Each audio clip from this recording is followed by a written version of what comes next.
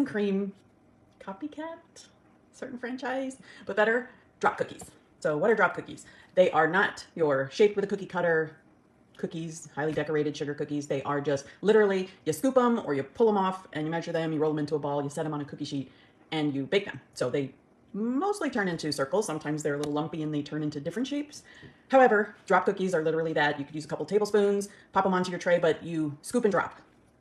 I mean, it's fairly obvious. Don't mean to state the obvious, but that's what they are. So they're not using a cookie cutter. They're not shaped except a circle, or if you shape them, but they're going to bake in a weird shape. So you can't really shape them because the ratio of the ingredients are such that they will spread, and they're meant to spread. They puff and they're meant to puff. So they are round goodness that you just pop into your mouth, whatever size you want to make. I'm going to be making semi-mini ones. I originally said mini, but I need to make them a little bit bigger. So I'm going to use, that was a really close up of my face. This is a 2 tablespoon scoop. Yeah, I measured it with water and it's 2 tablespoons. This is not my smallest scoop. The smallest one I have is 1 tablespoon, but this is 2. So I'm not going to totally fill it because I don't want them giant. I want them to fit a regular cupcake. I'm going to put them on my daughter's birthday cupcakes. She wants something very specific. So that's what I'm doing. I'm putting, it's very meta, a cookie within a cookie on top of a cupcake. Yeah, because I'm extra. All right, let's get cracking. I have a new mixer. Well, it's new to use. I've had it for a while and I'm slowly getting used to it.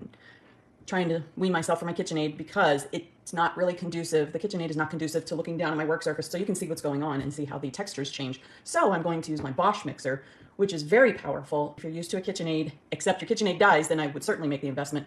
But it's more powerful, so you have to be really careful with how much you mix it. It comes together lightning fast, so be careful. It's easy to overmix and overwork your dough or your batters, so that's why I don't use it very much. But I'm going to use it because it has an open top, and you'll see it's much easier for you to see. All right, let's get cracking. Okay, here is my mixer with the sugar and butter because we're going to do the creaming method. Here's my note. I have a new stand, so you might see that. So this is the top of my Bosch. This is the motor housing, but let's see if I can show you. Look away if you get motion sick. So this is the Bosch. It's not very many speeds, as you can see. It's super powerful. So it has a great view, and I want you to see what's going on.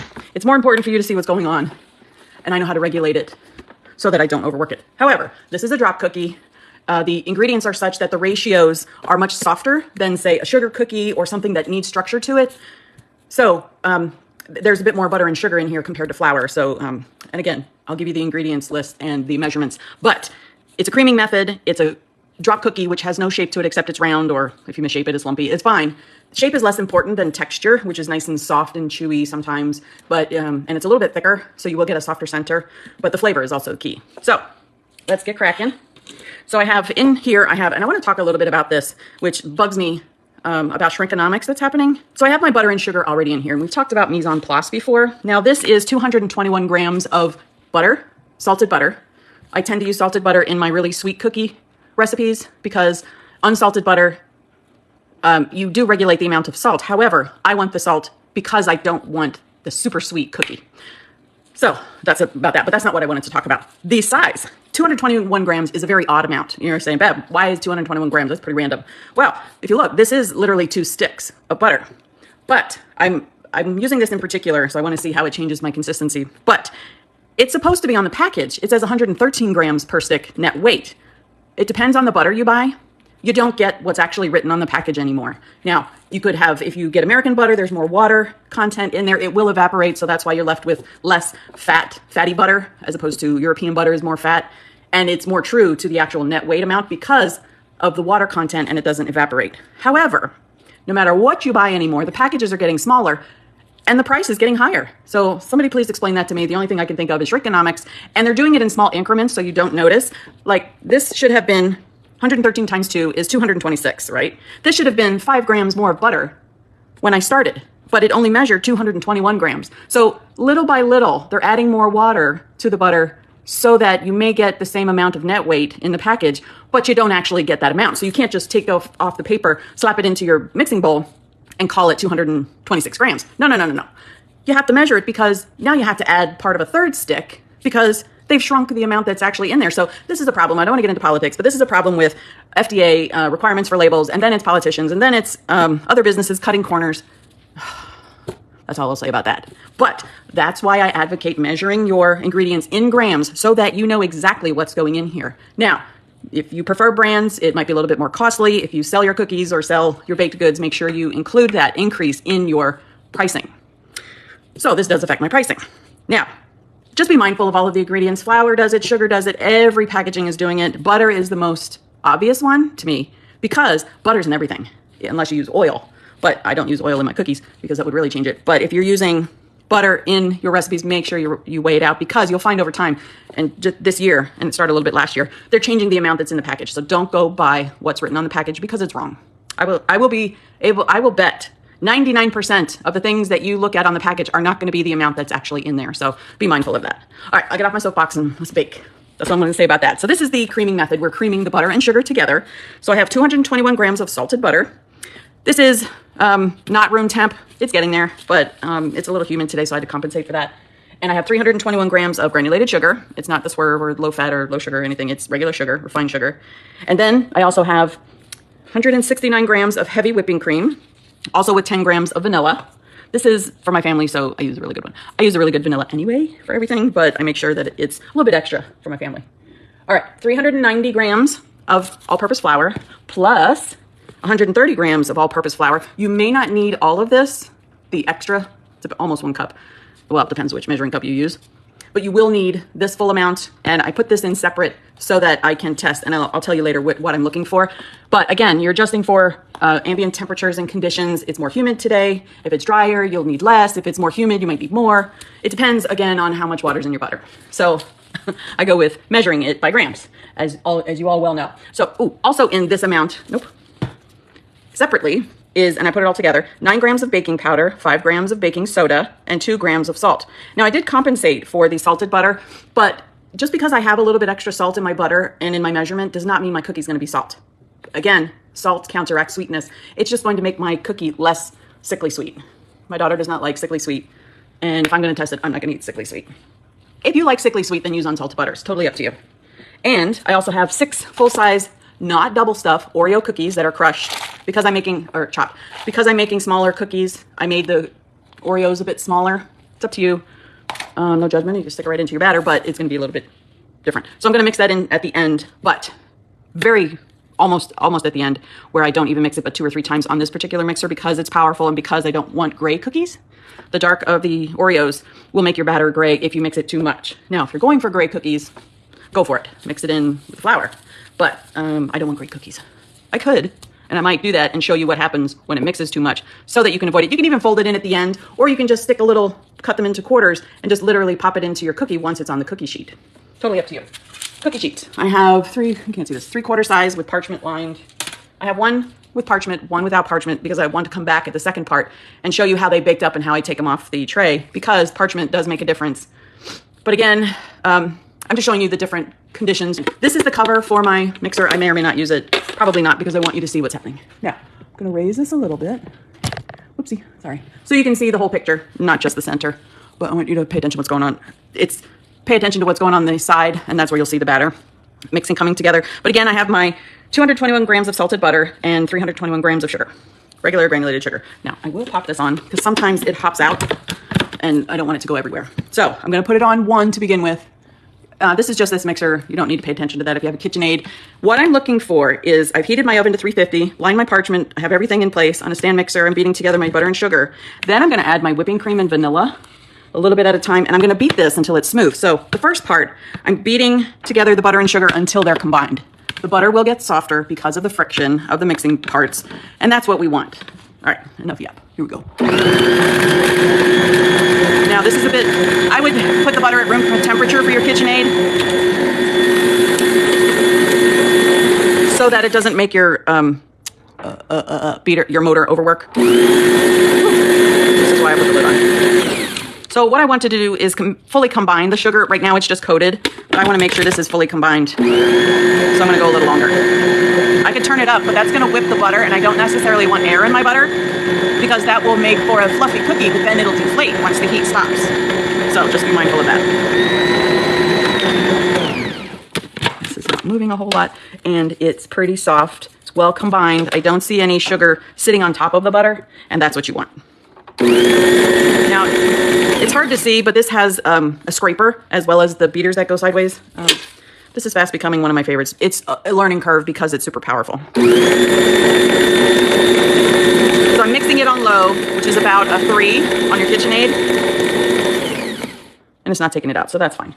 Now I'm going to put in the whipping cream and the vanilla. And you can do this one of 2 ways. The lid has another lid on top, or you can pour it down the side. Totally up to you. But I'm going to get all my vanilla bean goodness out of the bottom, so I'm scraping the bowl, the cup. You know me, I'm getting every inch of that grocery money right out of there. Pretty clean with a silicone scraper. Now, put my lid on because I know this will splash. Let's see if you can see.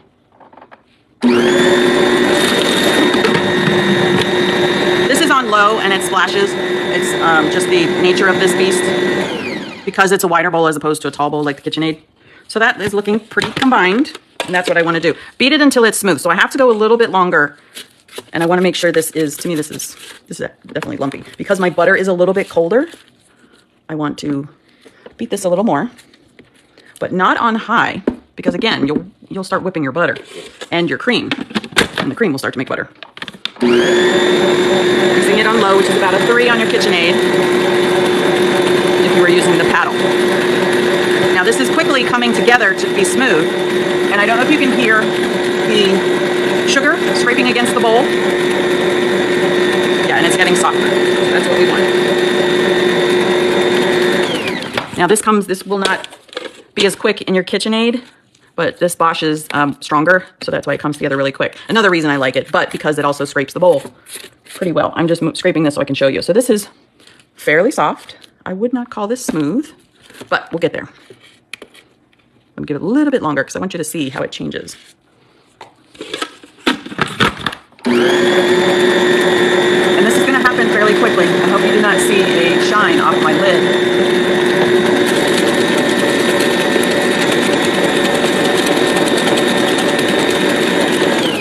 And I see the little bits of vanilla bean in there, so that's pretty nice. Now, time for the baking powder, baking soda, and the salt. I distribute it evenly around the bowl. In a KitchenAid, you can't really do that. It's one drawback to the KitchenAid. However, use what you got. I like this, again, so you can see what's happening better. Now I'm going to sprinkle this 390 grams of all-purpose flour around because this is going to puff up on me, and I'm definitely going to have to use the lid. Now, I don't worry about the stuff that's on top of the spokes because that's going to come off with centrifugal force. So don't panic. Now, if you wanted to ask for something for Christmas, this Bosch is a really nice investment. But if you have a KitchenAid, go with what you have. All right, so I'm going to turn it on. The flour on top is going to come down and it's going to mix. So what I want to do is mix it until the dry ingredients are incorporated, and then I'm going to add the rest, the 130 grams of flour, approximately 1 cup, half a cup at a time. Because what I'm looking for is that the dough pulls away from the edges of the bowl, and the dough is soft but sturdy. You don't want when you pick it up and you squish it, it's going to stay together a little bit, and you might need to add a bit more than just half of the amount that's left. So you might need the whole cup. You might actually need a little bit more. So we'll see. See that it's starting to labor, and it's also coming apart. I'm stopping this because, number one, this comes together very quickly in this mixer. But also, I want you to see what's happening. Now, this is very soft, and it's not really sturdy. So I definitely need more flour because it's sticking to my gloves, number one, but also that is not sturdy. So that means that there's too much fat to flour ratio. So it's going to spread too much, and I'm going to end up with a puddle, really flat puddle of a cookie instead of something nice and fluffy. So I'm going to use half, roughly half. I have a feeling I'll be using all of that. Also going to tap that off. And you'll see how quickly this comes together. You can hear the motor laboring. That's fine. That just is. It's not bad. And again, let's pick up our dough. This is very soft, but it's getting sturdier. So you see it's holding its shape a bit more. It's still soft, but I still need a little bit more. So I'm going to use the rest of the measure. And that is approximately 4 cups. That will be 4 cups of flour. But again, you might need less or more in the summer. Summer you might need more than 4 cups. In the winter you might need less because there's less humidity, typically. Now in Florida, we have it all the time, but the winter is drier, the winter months, which is nice break from the summer months. All right.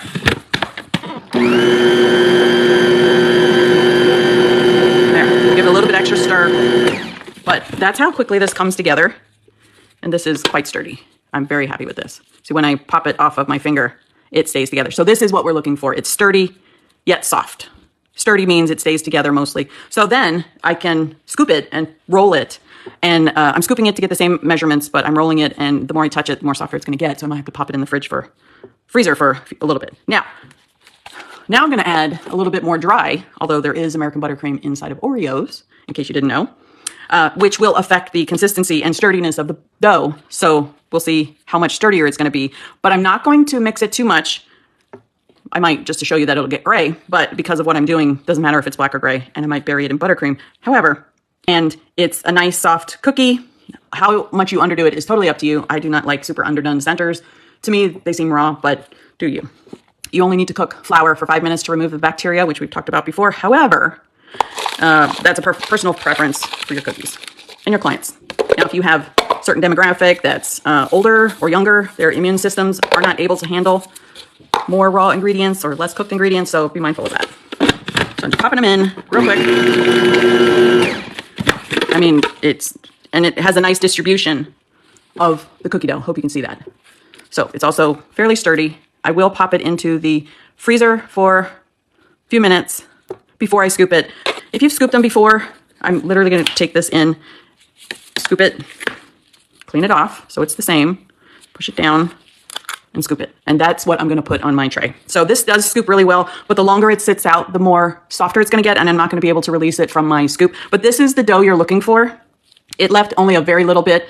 The warmer and softer the dough is, the more is going to stick in here. So just be mindful of that. And then from the first ones will be fine, but when you get towards the end of the dough, it's going to be less cooperative, and you're going to have pretty soft and flat cookies because they won't bake the same. Now, I could add a bit more flour to this so that I don't have to refrigerate it or chill it before I cook it.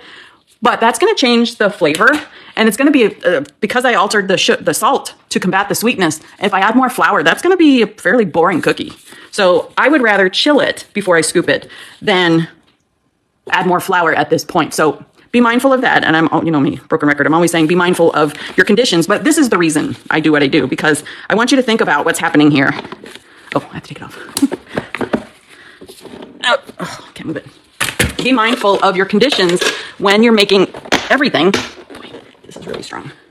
So that you get the maximum result from your dough. So again, I'm gonna take this off. This is just the weirdness of this mixer. Sometimes you can clean it, sometimes you can't. It takes a minute, and it's, like I said, it's a learning curve, but I can pull these apart, put that in there, and then I just pull these out.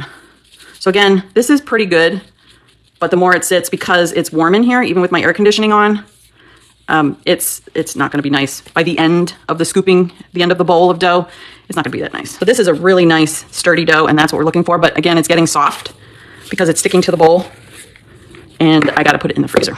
They're probably gonna take 6 to 8 minutes, depending on how much they spread. So I'm gonna look at them at 6 minutes to check them. If you're making them bigger, you know, I would do, if they are, let's see, if they're 1.5 inch balls, you might need to check them at 8 to 10 minutes. Of course, the bigger they are, the longer they take to cook, as you well know. The oven has been preheating at 350, and it's ready to go. This is a little bit firmer, but in the interest of time, it's fine. I just want to make sure that they come out of my spoon. So this is a very quick way to get, I'm not going to roll them. I don't roll. I use a scoop, and I'll show you how to do it. Make sure you place them not on top of each other. So how do I scoop? I pull it into a mound of dough, and then I scrape it up the side to knock it off. And sometimes you have to scoop around the side, but that mostly comes out, right? Because my dough is chilled, and the ratio of flour to butter is nice, so that it is sturdy yet soft. Now this is bigger, not a half size cookie sheet, baking sheet. You don't have to make cookies on it.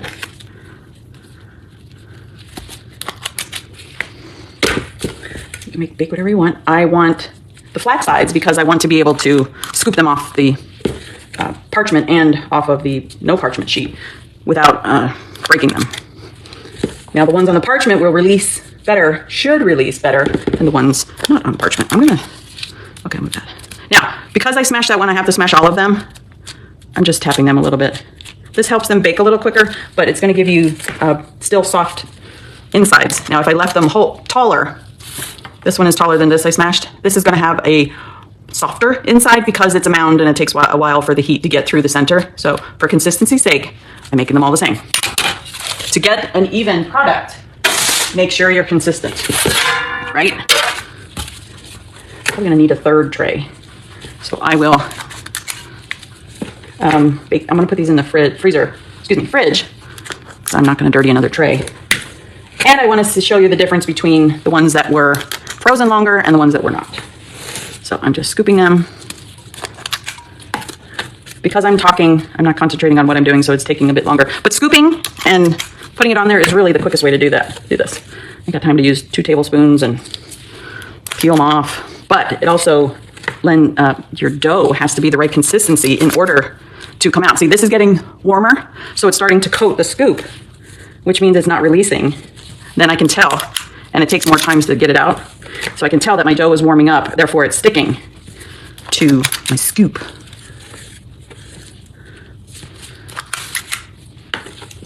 Yeah, I'll need a third tray because I made these bigger last time, which is fine. The smaller they are, the quicker they cook. The more trays you need, which is the more trays you need to clean.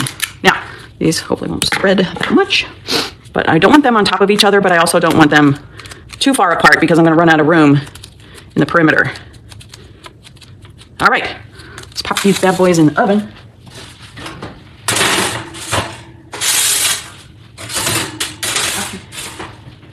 And it's in the middle of the oven. I'm gonna pop the rest of this dough into the fridge once I get it into a bowl. What is that? And that will be good. Alexa, set a 6-minute timer. I love Alexa. 6 minutes, starting now. I always forget to set my timer, and I don't have to touch anything with my dirty hands. All I have to do is talk. So Alexa, set my timer for 6 minutes. Whoops. No, don't. Second timer. No. 6 minutes. Okay. Starting now. Do you want to name this timer? No. No. Whatever. So I have 2 set for 6. That's fine. This is, I'm going to leave this in the fridge, because the freezer is going to be too cold. It's going to add too much moisture and too much water to it. Therefore, we'll change my dough and change my result cookie. Let's just do personal preference is to wear gloves when you're touching ready to eat food, even for your family. That's all I'll say about that. Okay. Here's the one without the parchment. And then I have the one with the parchment. Don't worry.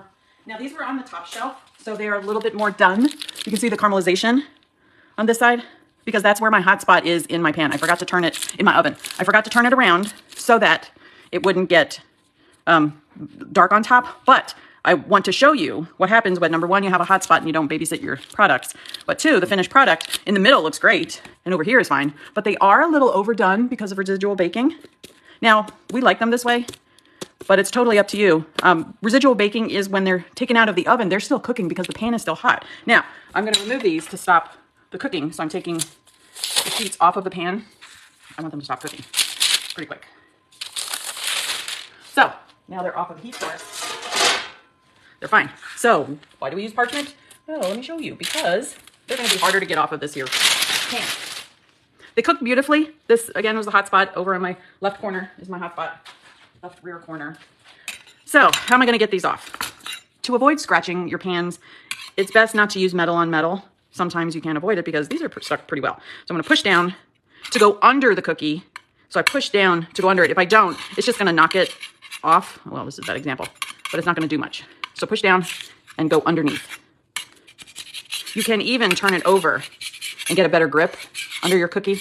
That's what I actually do. So if you want to try silicone, turn it upside down. That creates some better leverage, but you have to push down. Otherwise it's going to break your cookie because it's just going to pop it up.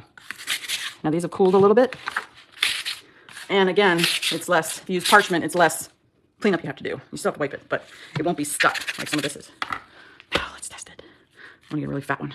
So this did not, again, cook them too long. These are actually perfect, but they sunk a little bit because they were more warm than this one, or I might have pushed down a little more. So they're still good. They're gonna have buttercream on top, but they're different thicknesses. Do you see that? One is thicker than the other. I'll show you this one. It's still warm, so it looks a little darker in the center, but that's perfect. There's a nice butter to flour ratio in there, but the thicker one is gonna look even darker. Well, forget the darker on the bottom. So if I had not cooked these longer to get like these I'm about to take out. Alexa, stop timer. These wouldn't have the caramelization on the bottom, and that's fine, but they would be even darker in the center, like these are. This is not a filter. This is the actual color. So that's the way my family likes them. Again, it's totally up to you. So good. All right. Now, sorry, I have a mouthful of food.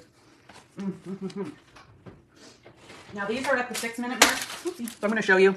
They're not done. I'm putting these in for another couple minutes. You can see that they're still glossy on top. Not going to eat those. Not going to serve these. I'm also going to switch. Switch shelves, racks, and turn them 60, 90 degrees, 180 degrees. I'm going to flip them completely. I'm going to turn them so that my hotspot gets both sides. Alexa, set a 2-minute timer. And that's it. 2 minutes, starting now. Oh yeah, look at that one. Perfect right there. So there we go. I hope you enjoyed this. Hope you make them. I'm going to eat them. Hopefully I won't eat all of them. And I'm going to make some coffee. So good. Right. Have a wonderful week. Thank you. Bye.